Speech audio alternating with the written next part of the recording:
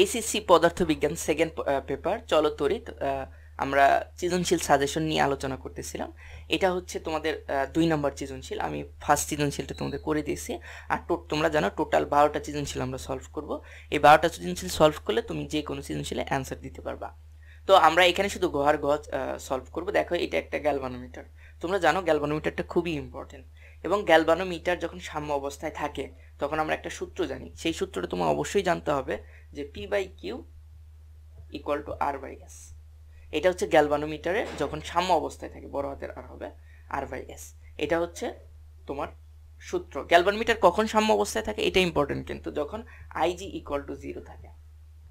ঠিক আছে, Ig = 0 থাকে, অর্থাৎ Ig এর মান যখন 0 হবে, অর্থাৎ গ্যালভানোমিটার, এই যে এখানে কিন্তু গ্যালভানোমিটার লাগানো আছে, এই গ্যালভানোমিটারের মধ্য দিয়ে যখন কারেন্ট টোটালটাই 0 হবে তখন আমরা বলতে পারবো Ig = 0।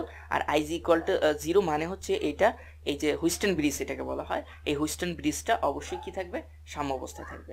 তার মানে হুইস্টন ব্রিজ সাম্য অবস্থায় থাকার শর্ত হচ্ছে গ্যালভানোমিটার দিয়ে কোনো কারেন্ট যাবে না। আর হুইস্টন ব্রিজের সাম্য অবস্থা তখনই আমরা চেক করতে পারবো যে সাম্য অবস্থায় আছে কিনা, সেটা হচ্ছে P/Q = R/S। এটা হলো আমাদের হুইস্টন ব্রিজের সাম্য অবস্থার সূত্র, যে কখন হুইস্টন ব্রিজ সাম্য অবস্থায় থাকবে। তো এখানে তুমি যদি চেক করো তাহলে দেখবা যে এটা সাম্য অবস্থায় নাই, অবশ্যই সাম্য অবস্থা নেই। যে P/Q R/S যদি চেক করো তাহলে দেখবে এটা সাম্য অবস্থায় নাই। তাহলে আমাকে সাম্য অবস্থা তৈরি করতে হবে কি, মানে এই যে কিউ রোধের সাথে, এই যে আমাদের এখানে একটা কিউ রোধ আছে, এই কিউ রোধের সাথে কত মানের রোধ কিভাবে যুক্ত করবা, কিভাবে যুক্ত করলা মানে তুমি সমান্তরালে যুক্ত করবা নাকি হচ্ছে শ্রেণীতে যুক্ত করবা। রোধের যে সমান্তরাল সমবায় আছে আর রোধের যে শ্রেণী সমবায় আছে, তার দুইটার মধ্যে কোনটাই যুক্ত করবা, এটা তোমাকে বলতে হবে বা এটা তোমাকে দেখাইতে হবে। তাহলে এখন যেহেতু আমাদের সাম্য অবস্থায় নেই, এর কারণে আমাদের কিউ এর মান বের করি, যে সাম্য অবস্থায় থাকলে কিউ এর মান কত হবে। তাহলে সেটা আমরা বুঝে ফেলবো যে যেহেতু 100 ওহম আছে, যে কিউ এর মান যদি এর চেয়ে বেশি হয় বা কম বেশি হয়, তাহলে আমরা বুঝতে পারবো যে আসলে কি করতে হবে আমাকে। হ্যাঁ, আমরা এখন সেই কনসেপ্টেই যাব, যে প্রথমে আমরা কি করব, যদি সাম্য অবস্থায় থাকে তাহলে কিউ এর মান কত হয় সেটা আমরা বের করব। তাহলে এখানে যা যা দেওয়া আছে এগুলো লিখে ফেলি। এখানে পি এর মান দেওয়া আছে হচ্ছে P = 150 ওহম, এবং কিউ এর মান হচ্ছে আমাদের বের করতে হবে। সাম্য অবস্থার জন্য কিউ এর মান বের করব আমরা। আর এর মান কত আছে, আর এর মান হচ্ছে 20 ওহম। আর এস এর মান কত আছে, এস এর মান হচ্ছে 10 ওহম। বুঝতে পারলাম?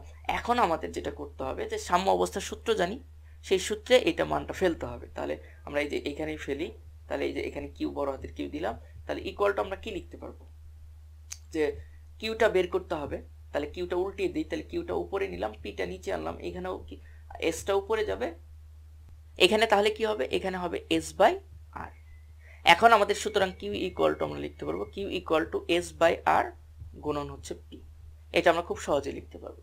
এখন এস এর মান কত, এস এর মান কিন্তু এখানে আছে 10, আর আর এর মান কত দেওয়া আছে, আর এর মান হচ্ছে 20, আর পি এর মান কত দেওয়া আছে, পি এর মান 150।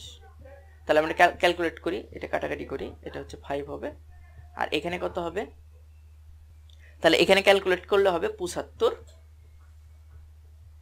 ওহম।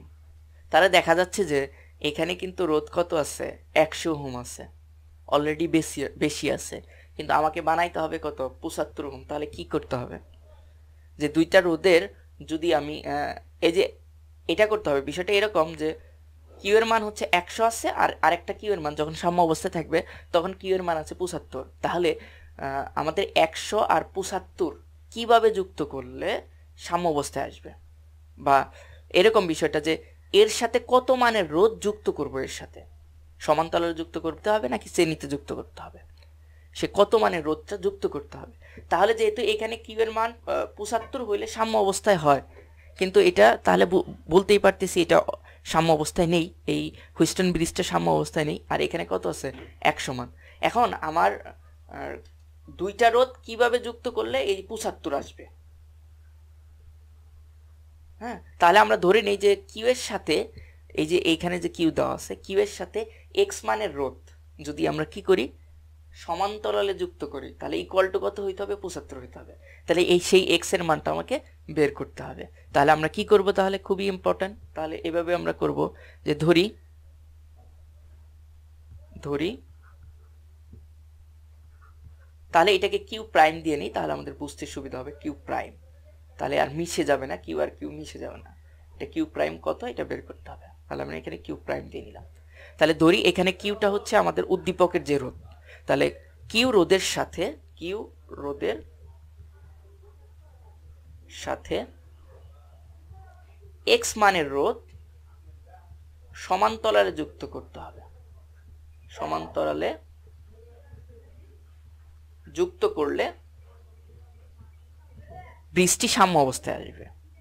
এই বৃষ্টি কি হবে, সাম্য অবস্থায় আসবে। বৃষ্টি সাম্য অবস্থায়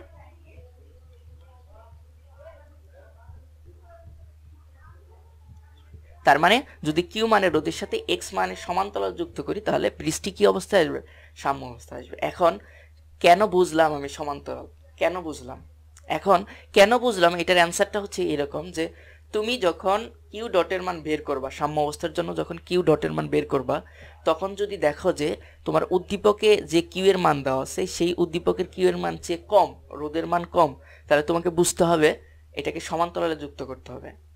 আর যদি তুমি দেখো যে কি মানে এখানে যে কিউ ডটের মান পাইলা সেটা হচ্ছে উদ্দীপকের কিউ এর মানের চেয়ে বেশি, তাহলে তোমাকে কি করতে হবে, শ্রেণীতে যুক্ত করতে হবে। এইটাই হচ্ছে টিক্স, যে কখন সমান্তরাল যুক্ত করব, কখন শ্রেণীতে। যদি কম হয় তাহলে সমান্তরাল, বেশি হলে শ্রেণীতে। তাহলে আমরা এখন কি করব, তাহলে বিষয়টা এরকম যে এইটার যে আরপিটা হবে, এটার আরপি অর্থাৎ 1/, তাহলে আমাকে কি করতে হবে, 1/q প্লাস হচ্ছে 1/x ইকুয়াল টু হচ্ছে আরপির মান কত হবে, 1/75। এই যে আরপির মান হবে 1/75।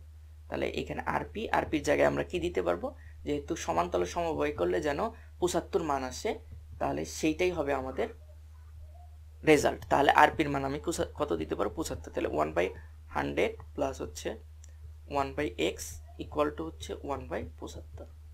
তাহলে আমরা ক্যালকুলেশন করলে কি পাবো, ইকুয়াল টু পাবো হচ্ছে 1/x ইকুয়াল টু 1/75,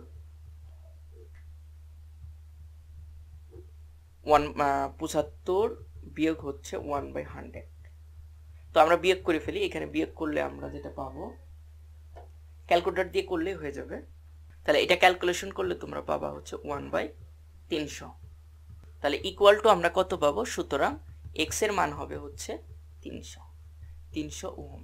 তার মানে কি দাঁড়াইলো, যে এই যে কিউ আছে আমাদের, এই যে কিউ, এই কিউ এর সাথে তুমি যদি এক্স মানের রোধ যোগ করো সমান্তরালে, অর্থাৎ এই যে এক্স কত 300, এই 300 মানের রোধ যদি তুমি কিউ এর সাথে সমান্তরালে যুক্ত করো, তাহলে তার রেজাল্ট হিসেবে কত পাবা, তুল্য রোধ 75, এবং 75 পাবা, তাহলেই ব্রিজটা কি আসবে, সাম্য অবস্থায় আসবে। তার মানে এটার চিত্র যদি আমি রিঅ্যারেঞ্জ করি তাহলে এরকম হবে যে এর সাথে আমাদের একটা রোধ যুক্ত করতে হবে, এই পারে এইভাবে একটা রোধ কিভাবে যুক্ত করতে হবে, সমান্তরালে যুক্ত করতে হবে। এখানে কেমন হবে, সমান্তরালে যুক্ত করতে হবে। এই যে এখানের মান কত হবে, এখানের মান হবে 300 ওহম। তখন তোমার সার্কিটটা এইরকম হবে। দেখছো, কিউ এর সাথে আমরা 100 এর সাথে 300টা কি করলাম, রোধ সমান্তরালে যুক্ত করলাম। তখন এইভাবে যুক্ত করলে এই ব্রিজটা তখন সাম্য অবস্থায় আসবে। ওকে, এখন যদি এই কোশ্চেনটা একটু ঘুরিয়ে দিত যে আর মানের সাথে কত বের করতে হতো, তখন আর ডটের মান কিন্তু বের করতে হতো তোমাদের। আর ডটের মান বের করে যে তারপর যে রেজাল্টটা হইতো, যদি রেজাল্টটা দেখো যে 20-এর, আর এর যেহেতু মান 20-এর চেয়ে যখন কম বেশি হইতো, যদি মনে করো যে কম হইতো, সেক্ষেত্রে তোমাকে কি করতে হতো, শ্রেণীতে যুক্ত করতে হতো। যে এক্স রোধটা শ্রেণীতে সংযুক্ত করলে ওই ইকুয়াল টু ওই রেজাল্টটা দিতে হতো। ঠিক আছে, যেহেতু এটা আমরা কিউ মানের ডট নিলাম, কিউ এর মান দেখলাম যে কিউ ডটের মান 75 আসলো, তাহলে এর চেয়ে কম হয়ে গেল, 100 রোধের চেয়ে কম হইলো, তখন সেটা কি করতে হইতো, যেহেতু কম আসছে তাহলে তোমাকে সমান্তরালে যুক্ত করতে হবে। তখন এই যে কিউ রোধের সাথে এক্স মানের রোধ সমান্তরালে যুক্ত করতে হবে, এই এক্সটাই তোমাকে বের করতে হবে। তাহলে এটা হলো 75, রোধ হলো তুল্য রোধ মানে আরপির মান। তাহলে এই যে আমরা জানি 1/qx 1/r equal to RP, এটা ক্যালকুলেশন করলে তুমি কত, এক্স এর মান কত পেলা, 300। তাহলে এই 300 ওহমটা তোমাকে কি করতে হবে, এই যে আমাদের কিউ রোধের সাথে সমান্তরালে যুক্ত করতে হবে। এটাই হচ্ছে তোমাদের মোলারিটি বা অঙ্ক। এখন আসো যে ঘ নাম্বারটা খুবই ইম্পর্টেন্ট। যে ঘ নাম্বারটা বলছে গ্যালভানোমিটার এর মধ্য দিয়ে কি পরিমাপ তড়িৎ পরিবাহিত হবে। যে গ্যালভানোমিটার যে আছে, এই যে আমাদের জি, এই জি এর মধ্য দিয়ে কি পরিমাপ তড়িৎ পরিবাহিত হবে, এটাই ইম্পর্টেন্ট। এখন কি পরিমাপ তড়িৎ পরিবাহিত হবে এটা যদি বের করতে যাও তাহলে অবশ্যই তোমাকে এখানে কির্শফের ল জানতে হবে। কির্শফের ল ছাড়া তুমি এখানে তড়িৎ প্রবাহ বের করতে পারবে না। তো কির্শফের ল তোমাদের মাস্ট বি জানা রাখতে হবে। আর কির্শফের লকে বলা হয় সার্কিট অ্যানালাইসিসের জান। তুমি যদি সার্কিট অ্যানালাইসিস খুব জটিল জটিল সার্কিট অ্যানালাইসিস করতে যাও সেক্ষেত্রে তোমাকে কির্শফের লটা জানতে হবে। বেসিক সার্কিটগুলো তুমি ওই সমান্তরাল তুল্যরোধ বের করেই করতে পারবা, শ্রেণী সমান্তরাল তুল্যরোধ বের, কিন্তু জটিল সার্কিট সেক্ষেত্রে করা যাবে না। অনেকগুলো সেল থাকলে, অনেকগুলো ভোল্ট মিটার অ্যামিটার থাকলে সেক্ষেত্রে তুমি জটিল সার্কিটগুলো কখনোই সিম্পলভাবে সমাধান করতে পারবে না, সেক্ষেত্রে তোমাকে কির্শফের লটা লাগবেই। তো কির্শফের লটা অনেকেই জানো, কির্শফের লটা হচ্ছে দুইটা, একটা হচ্ছে কেসিএল আর একটা কেভিএল। তো আমরা এখন কির্শফের লর বেসিক দেখব, তারপর এখানে কির্শফের লটা ফেলবো, তাহলে আমাদের ম্যাথ হয়ে যায়। এখন তোমাকে এই ঘ নাম্বার অঙ্কটা করার জন্য অবশ্যই তোমাকে কির্শফের ল জানতে হবে। এখন আমরা কির্শফের লটা বেসিকটা জানবো, যে কির্শফের ল কি সেটা আমরা জানবো। কির্শফের ল দুই প্রকার বা দুইটা কির্শফের ল আছে, একটা বলা হয় কেসিএল আর একটা কেবিএল। এটা তোমরা জানো, কেসিএল আর একটা হচ্ছে কেবিএল। তো কেসিএল এর জন্য বলি যে কির্শফ কারেন্ট ল, কেবিএল এর জন্য বলি হচ্ছে কির্শফ ভোল্টেজ ল। এখন কির্শফ কারেন্ট ল মানে হচ্ছে কির্শফ কারেন্ট ল তখনই ফেলা যাবে যখন জাংশন থাকবে, আর কির্শফ ভোল্টেজ ল তখনই ফেলা যাবে তখন বদ্ধ বর্তনী থাকবে। এই দুইটা কন্ডিশন মানাই লাগবে, যে জাংশন থাকলে আমরা কির্শফের কেসিএলটা ফেলতে পারবো, আর যদি বদ্ধ বর্তনী থাকে সেক্ষেত্রে আমরা কির্শফের ভোল্টেজ ল। এখন জাংশন কি জানি? জাংশন হচ্ছে যে একটা পয়েন্টে অনেকগুলা ব্রাঞ্চ যদি যুক্ত হয় এটাকে জাংশন বলা হয়। এই যে দেখো, যে এই পয়েন্টে আমরা যদি অন্য কালিতে নেই, দেখো এই যে এই পয়েন্টে অনেকগুলা জাংশন যুক্ত হয়েছে, হ্যাঁ, অনেকগুলা ব্রাঞ্চ যুক্ত হয়েছে। তাহলে এই পয়েন্টে দেখো, এই পয়েন্টে অনেকগুলা ব্রাঞ্চ যুক্ত হয়েছে, তাহলে এই পয়েন্টটাকে বলা হবে জাংশন। এই যে এটা যদি পি ধরি, এই পি পয়েন্টটাকে বলা হবে জাংশন। এখন এই পি পয়েন্ট দিয়ে আমরা ধরলাম এই দিক থেকে কারেন্ট ঢুকতেছে, I1 কারেন্ট এই পি পয়েন্টে ঢুকতেছে, এবং I2 কারেন্টটা পি পয়েন্ট থেকে বের হয়ে যাচ্ছে, এবং I3 কারেন্টটা আবার কি করতেছে, এর মধ্যে ঢুকতেছে, এবং I4 কারেন্টটা বের হয়ে যাচ্ছে।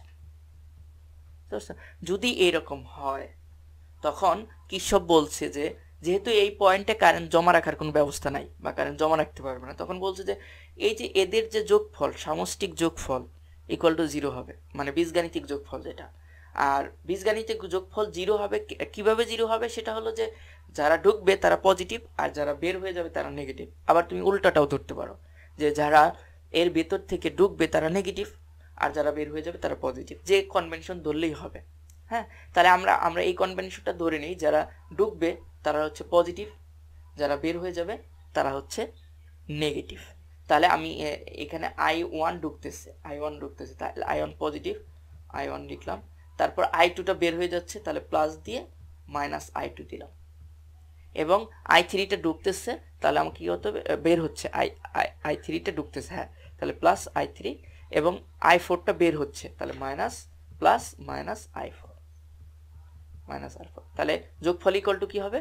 যোগফল ইকুয়াল টু 0 হবে। এখন যদি এখানে তুমি আরেকটা ব্রাঞ্চ দিছি, এখানে ব্রাঞ্চ যদি তুমি মনে করো যে এটা I5 ঢুকতেছে, সেক্ষেত্রে কিন্তু প্লাস I5 ইকুয়াল টু 0 দিলেই হয়ে যাবে।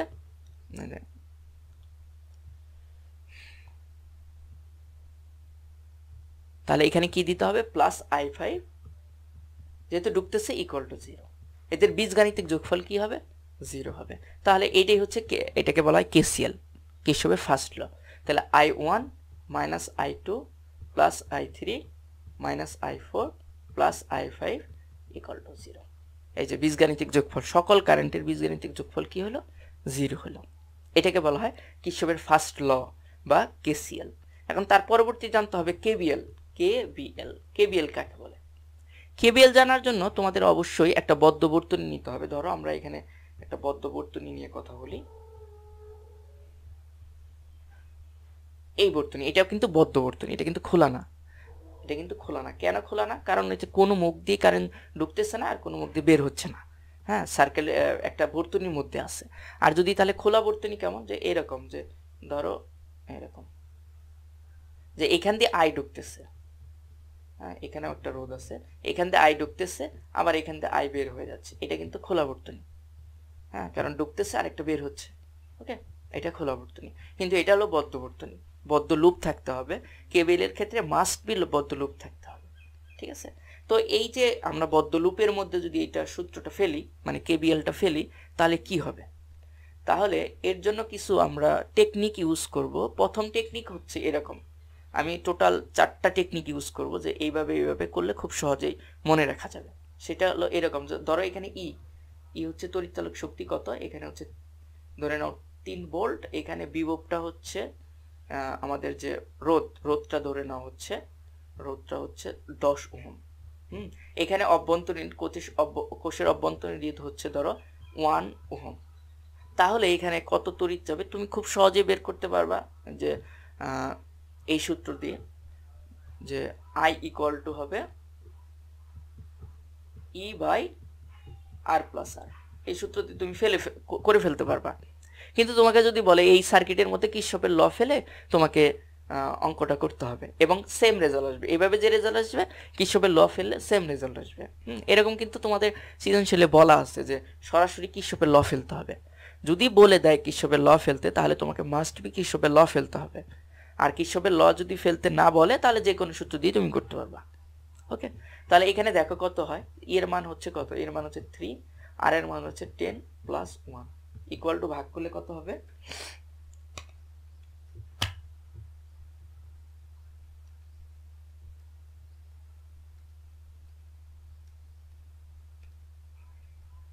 এখানে ভাগ করলে যেটা পাবো সেটা হচ্ছে 0.2727। তাহলে এই যে কারেন্ট যতটুকু বের হলো, এটা কিন্তু আমরা স্বাভাবিক সূত্র দিয়ে বের করে নিই। এখানে যদি বলে তোমাকে কিরশফের ল ফেলতে হবে, কিরশফের ল ফেলে তোমাকে কারেন্ট বের করতে হবে, সেক্ষেত্রে তোমাকে এই একটা টেকনিক ফলো করতে হবে। আমি এই টেকনিকটা এখন বলতেছি। এটা হচ্ছে এরকম, যে প্রথমে তোমাকে সেল দেখতে হবে, সেলে যে কোষ, এই কোষগুলোর যে বড় দাগ থাকবে, কোষের বড় দাগে পজিটিভ আর ছোট দাগে নেগেটিভ নিতে হবে। এটা হচ্ছে টেকনিক, মানে বড় দাগে কোষের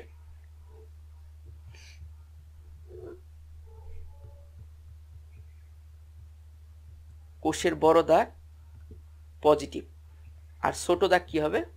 ছোট দাগ নেগেটিভ। তাহলে এইটা প্রথমে তোমাকে করে নিতে হবে। তাহলে যে এটা হলো বড় দাগ, এটা হলো বড় দাগ, তাহলে এটা হলো পজিটিভ আর এটা হলো নেগেটিভ। তাহলে এইটা ধরা আমাদের কমপ্লিট। এটা তোমাকে কিন্তু রাফ খাতায় করতে হবে, এখানে করা যাবে না। এখানে সূত্রটা ফেলে জাস্ট সূত্রটা এনে তুমি তারপর এখানে ফেলে দিবা, তারপর করে ফেলবা। আর এগুলো রাফ খাতায় করবা, রাফে করে নিবা।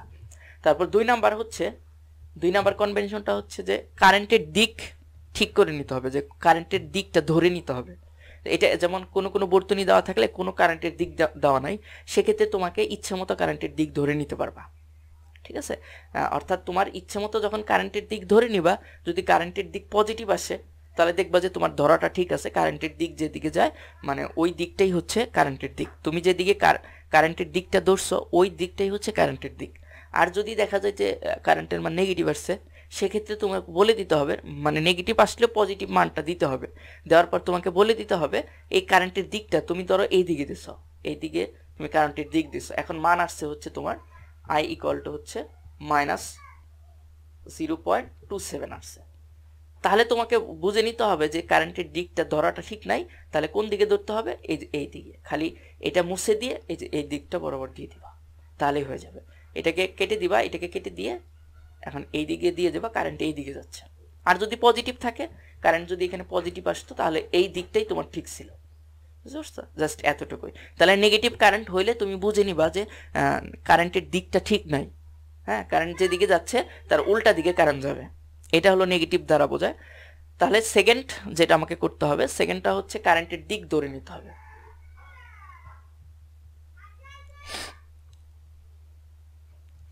তাহলে সেকেন্ড কনভেনশন যেটা, সেটা কি করতে হবে? কারেন্টের দিক ধরে নিতে হবে। এটা ইম্পর্টেন্ট, যে কারেন্টের দিক ধরে নিতে হবে। যদি তোমার দেওয়া না থাকে, কারেন্টের দিক যদি দেওয়া না থাকে, সেক্ষেত্রে তোমাকে কি করতে হবে? ধরে নিতে হবে। আর কারেন্টের দিক যদি দেওয়া থাকে, তাহলে আর ধরে নেওয়ার দরকার নেই, ঠিক আছে? কারেন্টের দিক ধরে নিতে হবে। তার মানে এটা হলো 2 নাম্বার কনভেনশন। 3 নাম্বার কনভেনশনটা এরকম, যে তাহলে প্রথমে তাহলে 2 নম্বর কনভেনশনটা আমাকে কারেন্টটা ধরে নিতে হবে। তাহলে আমি ধরে নিলাম এইদিকে কারেন্ট যাচ্ছে, এদিকে কারেন্ট যাচ্ছে, তুমি অ্যারো চিহ্ন দিয়ে নিবা, এদিকে কারেন্ট যাচ্ছে, তাহলে কারেন্টের দিকটা ধরা হয়ে গেল। 3 নম্বর কনভেনশন হচ্ছে যে রোদের যে প্রান্ত দিয়ে কারেন্ট যাচ্ছে সেই প্রান্ত পজিটিভ আর দ্বিতীয় প্রান্ত নেগেটিভ, মানে রোদের যে প্রান্ত দিয়ে বিদ্যুৎ যাচ্ছে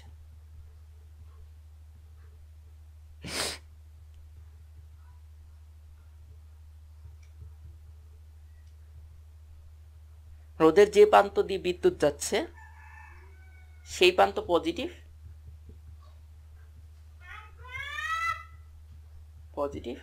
এবং অপর প্রান্ত নেগেটিভ। ঠিক আছে, তাহলে রোদের যে প্রান্ত দিয়ে বিদ্যুৎ যাচ্ছে সেই প্রান্ত পজিটিভ আর অপর প্রান্ত কি হবে নেগেটিভ। এটা তোমাকে কনভেনশনটা ধরে নিতে হবে। তাহলে আমরা ধরে নিই যে দেখো যে এই প্রান্ত দিয়ে বিদ্যুৎ যাচ্ছে, তাহলে এই যে দেখো এখান দিয়ে বিদ্যুৎ যাচ্ছে, তাহলে রোদের এই প্রান্তটা পজিটিভ হবে, অপর প্রান্তটা নেগেটিভ হবে।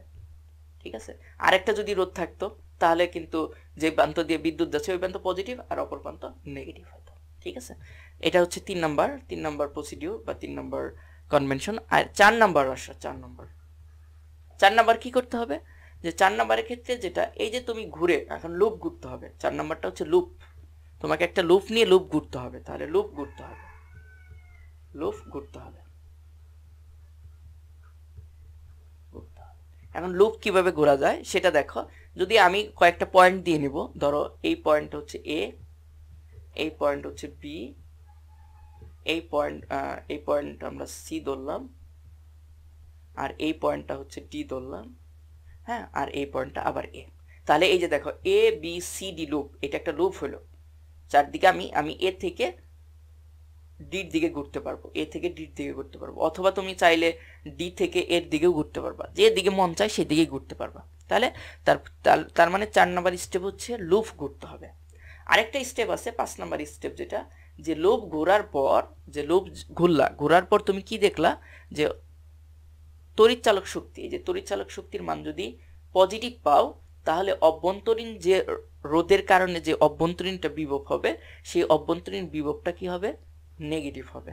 তার মানে এরকম যে 5 নম্বর কনভেনশনটা হচ্ছে যে ই এর মান যদি আমরা কি পাই, ই এর মান যদি পজিটিভ পাই তাহলে অভ্যন্তরীণ যে রোধটা, হ্যাঁ, অভ্যন্তরীণ রোধটা কি হবে, অভ্যন্তরীণ রোধ কার জন্য হবে, যে অভ্যন্তরীণ আর এর জন্য হবে। তাহলে অভ্যন্তরীণ রোধ কার জন্য হবে, অভ্যন্তরীণ আর এর জন্য হবে, তাই না। অভ্যন্তরীণ রোধটা তখন অভ্যন্তরীণ, আমরা রোধ বলবো না, অভ্যন্তরীণ বিভব বলবো। অভ্যন্তরীণ বিভব কি হবে নেগেটিভ হবে। আবার উল্টা যদি নেগেটিভ হয় তাহলে অভ্যন্তরীণ পজিটিভ হবে। এটা ধরে নিতে হবে। এখন দেখো এইগুলা স্টেপগুলো আমি বলে দিলাম, এখন এই স্টেপ অনুসারে আমি কাজ করব, তাহলে তোমরা খুব সহজে বুঝে যাবে। এখন আমি যেহেতু এটা কেবিএল ফেলবো, কেবিএল মানে কি, কেবিএল মানে হচ্ছে কিরশফ ভোল্টেজ ল। আর ভোল্টেজ কিভাবে পাওয়া যায়, যেমন আমি যদি বলি যে এই যে আর এর মধ্যে ভোল্টেজ কত, তাহলে কিভাবে বের করবা, খুব সহজেই আর এর মধ্যে ভোল্টেজ বের করা যাবে। কিভাবে বের করা যাবে, যে এর মধ্যে দিয়ে কতটুকু কারেন্ট যাচ্ছে, এটা আমরা ধরে নিছি আই কারেন্ট যাচ্ছে, তাহলে আই কারেন্ট যাচ্ছে এবং ওর রোধের মান, অর্থাৎ ভোল্টেজ বের করতে গেলে ভি ইকুয়াল টু কি আমরা জানি রোধ গুণন কারেন্ট, এটাই তো ভোল্টেজের সূত্র, আমরা জানি ভি ইকুয়াল টু আইআর। হ্যাঁ, তাহলে রোধ গুণন যদি কারেন্ট করো তাহলে এই যে ভোল্টেজ পেয়ে যাবা। তাহলে যেহেতু আমি কেবিএল ফেলবো তাহলে এখানে তোমাকে ভোল্টেজ লটা ফেলতে হবে। ঠিক আছে, তো ভোল্টেজ লটা আমরা ফেলি। এখন দেখো ভোল্টেজ ল ফেলার জন্য আমি প্রথমে লুপ ঘুরতে হবে, মানে লুপ ঘোরার পর সূত্রটা ফেলতে পারবো। আমরা কোন দিকে ঘুরবো, এ বি সি ডি, এই লুপ ঘুরবো। তাহলে এই লুপের জন্য আমি এ থেকে প্রথমে কি যাব, বিতে যাব। এ থেকে বিতে যাওয়ার সময় আমি যে চিহ্নটা আগে পাবো ওই চিহ্নটা দিব। দেখো এ থেকে বিতে যাওয়ার সময় আমি প্লাস চিহ্নটা আগে পাচ্ছি, তাহলে প্লাস, এখন আর মাইনাস চিহ্ন হবে না, যেহেতু আমি যে চিহ্ন আগে পাবো ওই চিহ্ন নিয়ে কাজ করব। তাহলে প্লাস লিখলাম, তারপর কত লিখতে হবে, আই, টোটাল কারেন্ট যেহেতু যাচ্ছে এর মধ্যে দিয়ে কারেন্ট যাচ্ছে কত, আই, এই যে কারেন্ট গুণন রোধ, এবং এর রোধ কত আর, এটা হয়ে গেল ভোল্টেজ। ঠিক আছে, তারপর আমি এ থেকে বিতে আসা শেষ, বি থেকে সিতে আসবো, তাহলে বি থেকে সিতে তো কোনো কিছু নাই, তাহলে এখানে তো কোনো ভোল্টেজের কম বেশি হওয়ার মানেই হয় না, তার মানে বি থেকে কোনো কিছু নাই, কিছুই হবে না। সি থেকে ডিতে যখন আসবো তখন আমি প্রথমে কি পাইলাম, নেগেটিভ পাইলাম, এর কারণে নেগেটিভ চিহ্নটা দিব। এখানে ই আছে, সেল একটা ই আছে, তাহলে ই হবে। এবং আমরা বলছি যে অভ্যন্তরীণ রোধ যদি আমরা যদি ভোল্টেজ এই যে ই এর মান যদি পজিটিভ পাই, অভ্যন্তরীণ বিভবটা নেগেটিভ হবে। আর যদি ই এর মান নেগেটিভ পাই তাহলে অভ্যন্তরীণ বিভব পজিটিভ হবে। যেহেতু এটা নেগেটিভ পাইছি তাহলে এখানে অভ্যন্তরীণ যে ভোল্টেজ হবে এই যে আর এর জন্য এখান দিয়ে আই যাচ্ছে, তাহলে এখানে কি হবে, পজিটিভ হবে আই আর। এই যে এটা হলো আই আরটা হচ্ছে অভ্যন্তরীণ ভোল্টেজ বা নষ্ট ভোল্ট যেটাকে বলি। তাহলে অভ্যন্তরীণ ভোল্টেজটা কি হবে, আই আর। কেন হবে, এখান থেকে কারেন্ট যাচ্ছে আই এবং অভ্যন্তরীণ রোধ কত, 1, এই যে 1। আচ্ছা, তারপর হচ্ছে কি ডি থেকে আসবো, ডি থেকে এতে কোনো কিচ্ছু নাই, তাহলে আমাদের এই সম্পূর্ণ লুপটা ঘোরা হয়ে গেল। এই যে A B C D A হবে, A B C A D A ঘোরা হয়ে গেল, তাহলে ইকুয়াল টু কি লিখবো, 0। তার মানে কির্শফের যে সেকেন্ড লটা ছিল কেবিএল, উনি বলছিল যে ভোল্টেজ মানে কোনো বর্তনী টোটাল বিভবের বীজগাণিতিক যোগফল ইকুয়াল টু 0। এটা হলো কেভিএল, অর্থাৎ কোনো বর্তনীর মোট তড়িৎচালক শক্তি অথবা বিভব পার্থক্য কি হবে, 0 হবে। এই যে দেখো আমরা প্রত্যেকটার বিভব বের করে ইকুয়াল টু কি দিলাম, 0। এখন এখান থেকে ক্যালকুলেশন করলে আমরা পেয়ে যাবো। আর প্লাস মাইনাস কি হবে সেটা কিন্তু এই যে আমরা এই জিনিসগুলো ধরে নিলেই আমরা বুঝতে পারবো কিভাবে প্লাস হবে কিভাবে মাইনাস হবে। এখন দেখো এটা যদি আমরা ক্যালকুলেশন করি তাহলে এই আই এইখান থেকে কমন নিতে পারবো, তাহলে আই কমন নিলে কত পাবো, আর প্লাস আর ইকুয়াল টু কত হবে, ইটা ওই পাশে নিয়ে গেলাম। তাহলে সুতরাং আমরা কি লিখতে পারবো, আই ইকুয়াল টু লিখতে পারবো ই বাই আর প্লাস আর। দেখো ওই যে পূর্বের সূত্র চলে আসলো, এই যে এই সূত্রটা চলে আসলো। তাহলে এটা ক্যালকুলেশন করলে আমরা 3, ই এর মান 3, আর এর মান কত, আর এর মান হচ্ছে 10 এবং 1, তাহলে ক্যালকুলেশন করে 0.2727। তাহলে এই দেখো কির্শফের ল ফেলে আমরা করে ফেলতে পারলাম। হ্যাঁ, যদি বুঝে থাকো তাহলে খুব সহজেই কির্শফের লটা ফেলে দিতে পারবো। আমরা কেসিএল এবং কেভিএল সম্পর্কে ধারণা নিলাম এবং কিভাবে কেসিএল এবং কেভিএল ফেলতে হবে সেটা আমরা দেখলাম। এখন আমরা এই যে এইখানে আমাদের খ নাম্বার যেটা বলছে যে গ্যালভানোমিটারের মধ্যে কি পরিমাপ তড়িৎ প্রবাহ চলবে, এর জন্য তোমাদের এই যে আমাদের হুইস্টেন ব্রিজ আছে, হুইস্টেন ব্রিজের মধ্যে তোমাকে অবশ্যই কেভিএল ফেলতে হবে এবং কয়েকটি লুপ বিবেচনা করতে হবে, তারপর তুমি আইজি বের করতে পারবা। এখন প্রথমে যেটা করতে হবে তোমাকে, আমি চিত্রটা আঁকিয়ে নিলাম, এটাকে তোমাকে কি করতে হবে যে প্রথম যে কাজ, যে বড় দাগ পজিটিভ এবং ছোট দাগ নেগেটিভ, এটা চিহ্নিত করতে হবে। এবং এখানে ইর মান কত দেওয়া আছে, ইর মান দেওয়া আছে হচ্ছে 10 ভোল্ট, এটা তুমি নিয়ে নিলা 10 ভোল্ট। তারপর হচ্ছে যে কারেন্ট চিহ্নিত করতে হবে, কার মধ্য দিয়ে কত কারেন্ট যাচ্ছে সেটাকে তোমাকে চিহ্নিত করতে হবে। হ্যাঁ, তাহলে কারেন্ট চিহ্নিত করার জন্য এইখান দিয়ে ধরলাম হচ্ছে আই কারেন্ট যাচ্ছে, আই কারেন্ট ভাগ হয়ে যাবে, এখানে এসে আই কারেন্টটা ভাগ হয়ে যাবে, এইদিকে হলো আমাদের I1 যাবে আর এইদিকে হচ্ছে আমাদের I2 যাবে। এখন এইখানে আইসে আমাদের গ্যালভানোমিটারের মধ্যে আইজি কারেন্ট যাবে, আর গ্যালভানোমিটার রোধ আছে হচ্ছে 2 ওহম, গ্যালভানোমিটার রোধ, এখানেও তোমার আইজি কারেন্ট যাবে এইদিকে। আর এখানে I1, এখানে আইজি একটা ভাগ হয়ে গেল, তাহলে এইখানে কি যাবে, যে I1টা ভাগ হয়ে যাচ্ছে দুইটা ভাগে, একটা আইজি, তাহলে বাকি কারেন্টটা কি হবে, যে আমরা এরকম যে I1টা এরকম ভাবে ভাগ হয়ে যাচ্ছে, I1টা I1 আর হচ্ছে আইজিতে কনভার্ট হচ্ছে, I1টা আইজিতে কনভার্ট হচ্ছে। তাহলে একটা পার্ট যদি আইজি হয় তাহলে অপর পার্টটা কি হবে, I1 থেকে আইজিটা বিয়োগ করলে ও অপর পার্টটা পাওয়া যাবে। তাহলে এইখান দিয়ে যে কারেন্টটা যাবে সেই কারেন্টটা হবে I1 মাইনাস আইজি। গ্যালভানোমিটার দিয়ে যে কারেন্ট যাচ্ছে মানে I1 তো এইখানে আইসা ভাগ হয়ে যাচ্ছে, একটা আইজি হচ্ছে, তাহলে একটা যদি আইজি হয় অপরটা কি হবে, I1 থেকে আইজিটা বাদ দিলে অপর কারেন্টটা পাওয়া যাবে, সেই কারেন্টটা এখান দিয়ে যাচ্ছে। আবার এখানে দেখো এখানে I2 আসতেছে, এখানে আসতেছে হচ্ছে আইজি, তাহলে দুইটা যোগ হয়ে এখান দিয়ে যাবে, তাহলে এখান দিয়ে যোগ হয়ে যাওয়ার পর সেটা হবে I1 প্লাস আইজি। এই দুইটা কারেন্ট এখান দিয়ে যাওয়া ভাগ হয়ে এইখান দিয়ে আসবে, এখান দিয়ে টোটাল কারেন্ট আই, আবার আই ফিরে আসবে এখান দিয়ে আই।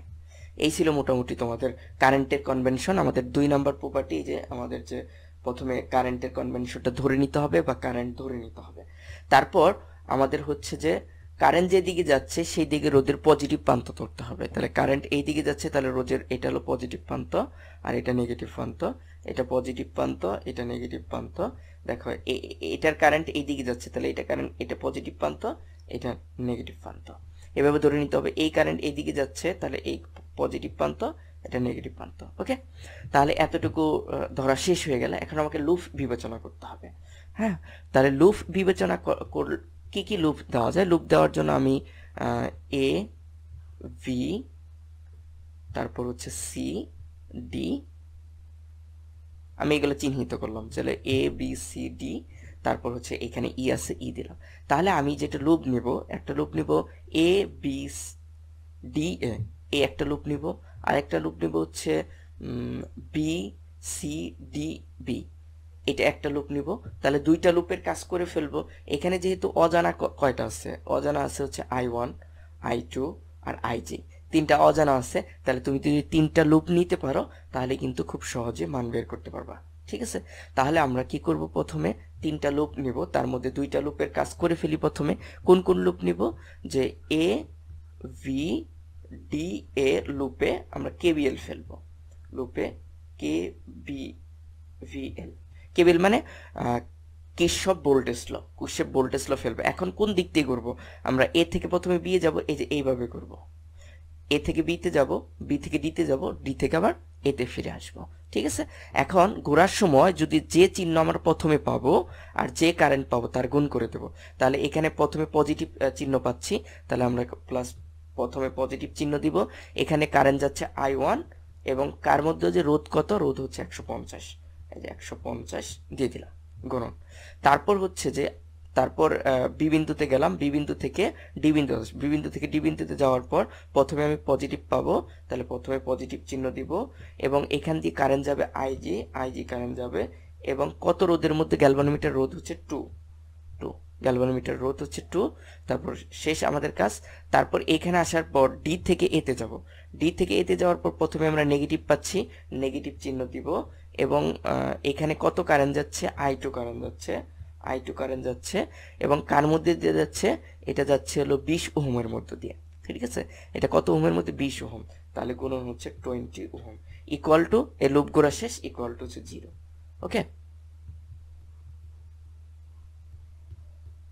তো এটা একটু ক্যালকুলেশন করি, তাহলে এটা এরকম হবে 150 I1, তারপর হচ্ছে 2IG, তারপর হলো 20 I2 ইকুয়াল টু 0।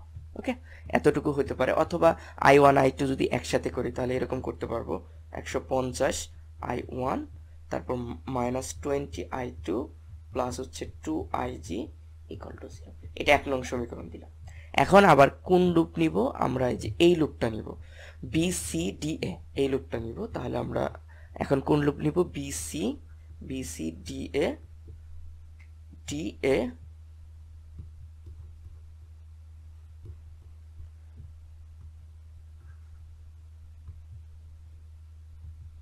এখন আমরা কোন লুপ নিব, এখন লুপ নিব BCDB, এই লুপটা নিব।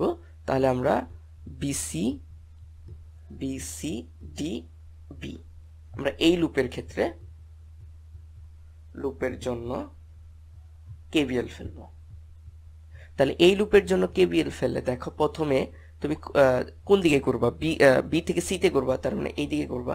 তাহলে বি থেকে যখন সিতে যাবা তখন তুমি প্রথমে কি পাচ্ছ, রোধের প্রান্তবিন্দু পজিটিভ পাচ্ছ, এই যে পজিটিভ চিহ্ন।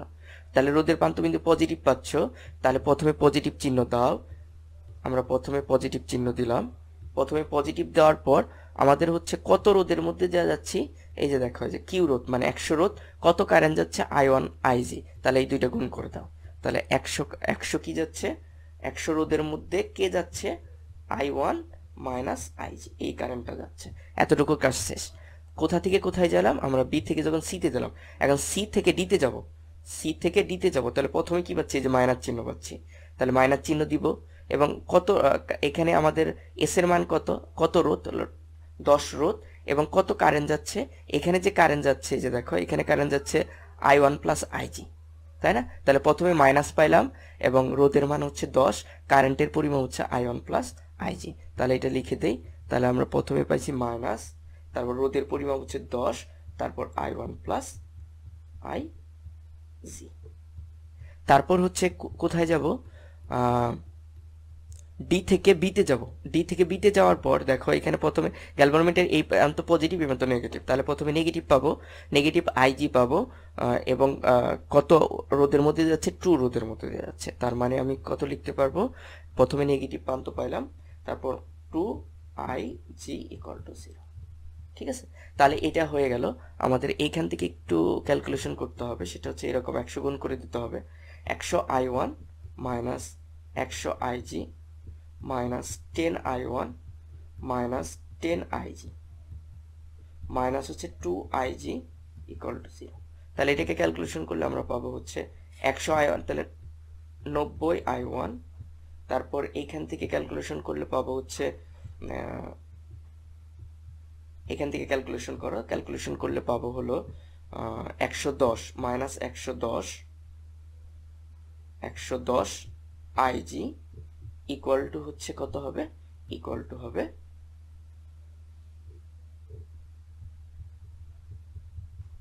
তাহলে এটা যোগ করলে 100 আর এখানে 10, তাহলে 110 আর এখানে 2, তাহলে 112 IG ইকুয়াল টু কত হবে, ইকুয়াল টু হচ্ছে 0। এটা হচ্ছে 2 নং সমীকরণ। ওকে, এখন আসো, এখন আমরা সম্পূর্ণ লুপটা নেব, আরেকটা লুপ নেব। কি কি লুপ নেব, এ ডি সি ই এ, এই লুপটা নেব, এই দিক দিয়ে করবো, এই দিক দিয়ে ঘুরে এই দিক দিয়ে আসবো। হ্যাঁ, তাহলে এই দিক দিয়ে ঘুরলে দেখো কি কি নেওয়া যাবে। তাহলে আমরা কি নিব, এ সি ডি ই এ লুপের জন্য, লুপের জন্য। তাহলে এই লুপের জন্য আমরা কি করব, এই দেখো আমাদের কি লুপ, এই যে এ ডি সি আবার ই এ। হ্যাঁ, এই যে আমরা কি লিখছি, এ ডি সি, একটু উল্টা হয়েছে। তাহলে আমরা কি নিব, এ ডি সি ই এ, এই লুপের জন্য আমরা কি ফেলবো, কেভিএল। হ্যাঁ, কেভিএল। তো এই লুপের জন্য আমরা ঘুরবো কোথা থেকে, প্রথমে থেকে এ থেকে ডিতে যাব, প্রথমে এই যে এ থেকে ডিতে যাব। হ্যাঁ, তার মানে লুপটা ঘুরতে হবে এইভাবে। তাহলে এ থেকে ডিতে গেলে প্রথমে কি পাচ্ছি, কোন চিহ্ন পাচ্ছি, পজিটিভ চিহ্ন পাচ্ছি, তাই না? তাহলে আমরা পজিটিভ চিহ্ন দিব, এবং কারেন্ট কত যাচ্ছে, I2 কারেন্ট যাচ্ছে, কার মধ্যে দিয়ে যাচ্ছে, আর আর 20 এর মধ্যে যাচ্ছে। তাহলে প্রথমে পজিটিভ পাইলাম, তাহলে আমরা লিখে নিই যে প্রথমে পজিটিভ, কারেন্ট কত যাচ্ছে, I2 কারেন্ট যাচ্ছে, কার মধ্য দিয়ে কারেন্ট যাচ্ছে, এই যে 20 ওহমের মধ্য দিয়ে কারেন্ট যাচ্ছে। তারপর দেখো ডি থেকে সিতে যাব, ডি থেকে সিতে যাওয়ার জন্য প্রথমে কি পাচ্ছি, পজিটিভ পাচ্ছি, এবং কত রোধের মধ্যে যাচ্ছে, 10 রোধের মধ্যে দিয়ে যাচ্ছে, কে কোন কারেন্ট যাচ্ছে, I1 প্লাস IG কারেন্ট যাচ্ছে। তার মানে এখানে প্রথমে পজিটিভ চিহ্ন দিব, প্রথমে পজিটিভ চিহ্ন দিলাম, তারপর কারেন্টের পরিমাপ হচ্ছে I2 প্লাস, এখানে একটু ভুল হয়েছে, সেটা হচ্ছে এখানে I2 হবে। হ্যাঁ, এখানে I2 হবে, এটা খুব ইম্পর্টেন্ট, এখানে I1 না, এখানে I2, এখানে হলো I2। এই যে দেখো I2 কারেন্টটা এখানে দিয়ে যাচ্ছে, এটা কিন্তু I2 কারেন্ট, I2 কারেন্ট এখান দিয়ে আসার পর এই যে I2 আর IG-টা একসাথে যোগ হয়েছে। হ্যাঁ, এখানে I2টা হবে, তার মানে আগের সমীকরণটা ওকে সংশোধন করতে হবে। এই যে এখানে আমাদের I1 প্লাস IG না, এখানে I2 প্লাস IG, এই যে I2 প্লাস IG, এটাকে ক্যালকুলেশন করলে এখন একটু ভিন্ন রকম হবে, আমি একটু সংশোধন করে দিচ্ছি, এটা ক্যালকুলেশন করলে এখন ভিন্ন রকম হবে।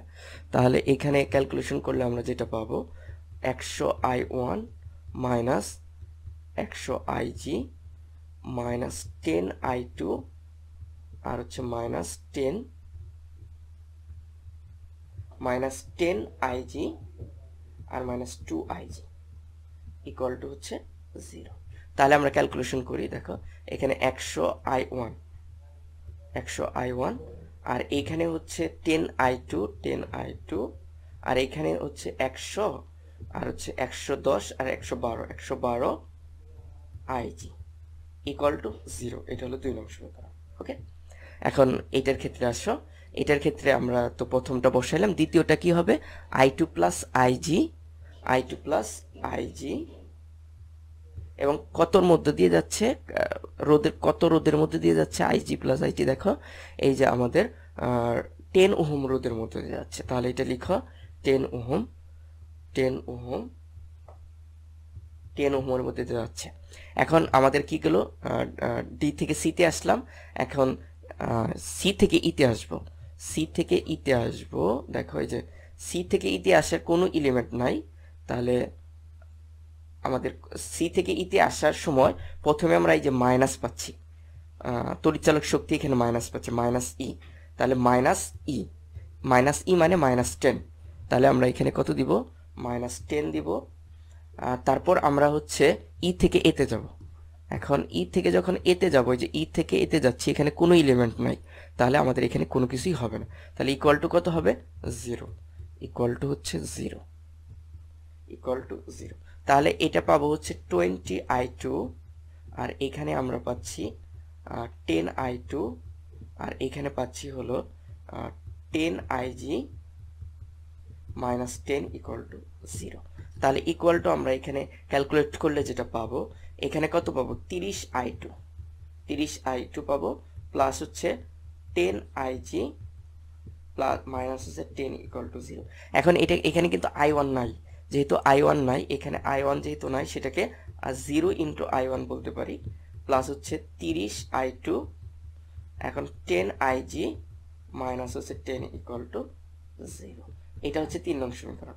এখন এই যে আমরা 1 নং 2 নং 3 নং সমীকরণ পেলাম, এটা 3 নং সমীকরণ, এটা 2 নং সমীকরণ, এটা হচ্ছে 1 নং সমীকরণ। দেখো i1 i2 ig আর একটা কনস্ট্যান্ট, তার মানে 3টা আননোন আর একটা কনস্ট্যান্ট, এখানে কনস্ট্যান্ট 0, এখানে কনস্ট্যান্ট 0, আর এখানে কনস্ট্যান্ট হচ্ছে, যেহেতু এটা ওই পাশে নিয়ে যেতে হবে, তাহলে ওই পাশে নিলে 10 হবে, ইকুয়েশনের ওই পাশে নিয়ে গেলে 10 হবে, শুধু প্লাস 10 হবে।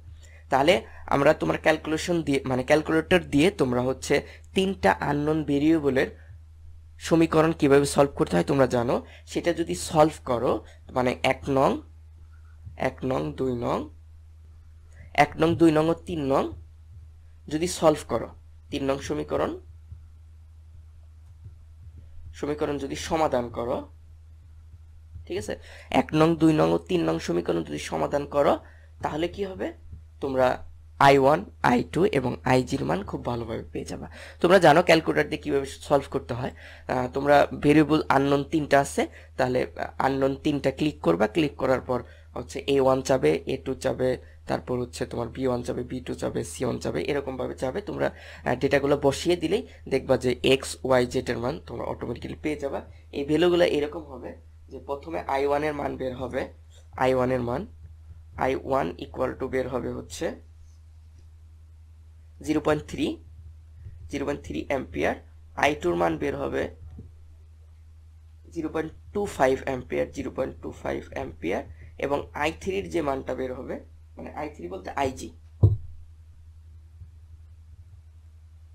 এর যে মানটা বের হবে সেটা কত হবে, ig ইকুয়াল টু হলো 0.24 অ্যাম্পিয়ার।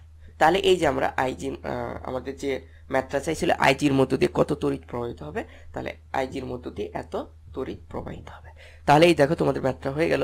আমি বুঝতে পারছি যে অনেকে হয়তো বা কির্শফের ল ফেলতে পারো না, যারা কির্শফের ল ফেলতে পারো না তাদের ক্ষেত্রে এই অঙ্কটা আমি বলবো বাদ দিয়ে দিতে হবে, কারণ কির্শফের ল যাদের দুর্বল তারা এটাকে তারা এটাকে বাদ দিয়ে করে ফেলবে। আর যারা কির্শফের ল ফেলতে পারো, আর আমি কির্শফের ল কিভাবে ফেলতে হয় তাহলে আগেই অনেক সুন্দর করে বেসিকটা বুঝিয়ে দিছি, যারা ফেলতে পারবা তারা এই অঙ্কটা করে ফেলবা, ঠিক আছে।